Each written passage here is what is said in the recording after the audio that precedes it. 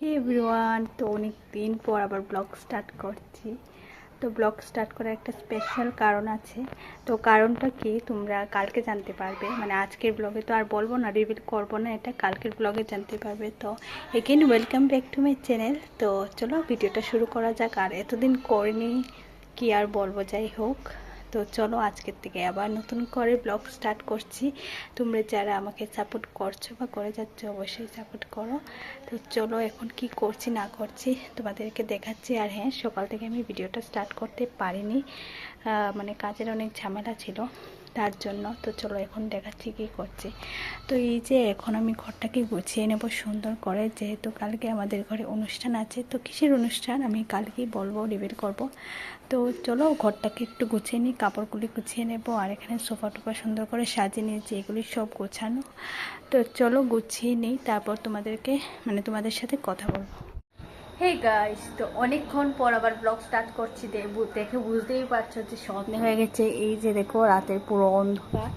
আর আমি সারাদিন ব্লগ শুরু করেছি আর মানে করে উঠতে পারিনি, কারণ ঘুমিয়ে গেছিলাম। তারপর উঠে ভাত টাত খেলাম, খেয়ে তারপর আগে ভাত খেয়েছি, তারপর ঘুমিয়ে সন্ধ্যাবেলায় উঠেছি, সন্ধ্যা দিয়েছি। তো এখন আবার ব্লগ স্টার্ট করছি। তো কিছু মনে করো না, যাই হোক কালকে একটু প্রপারভাবে ভিডিও দেওয়ার চেষ্টা করব, কারণ কালকে একটা স্পেশাল দিন আছে। তো চলো এখন কি করছি দেখাচ্ছি। এখন কিছুই না, মোবাইল দেখছিলাম। আর এদিকে আমার ভাগ্নে দেখছে টিভি। দেখো এই যে, হাই বলো। এখনই কান্না করলো, বকু দিয়েছি।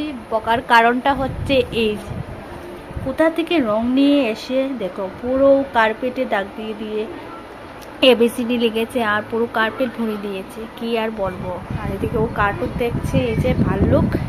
আর এই যে মিস্টার মহান ব্যক্তি, যিনি আমার কার্পেটটাকে নষ্ট করেছেন। কিছু বলতে চাও? কিছু বলতে চাও? হ্যাঁ, রাগ হয়েছে? মা ক্যামেরা ছুঁড়ে ফেলে দিচ্ছি, একটু মানে ছুঁড়ে ফেলে দিচ্ছি। তো যাই হোক, এগুলো এখন আমি তুলি, না হলে দাগ বসে যাবে। জানি না কি উঠবে কিনা, জানি না। তো রং দিয়ে আঁকিয়েছে। তো চলো দাগগুলো তুলে নিই। তো এই যে আমি লাইজল নিয়ে বসেছি, আর এখানে অল্প লাগিয়ে নিয়েছি নেকড়াতে। তো চলো এখন দেখি উঠে কিনা, কি বলবো কি জানি।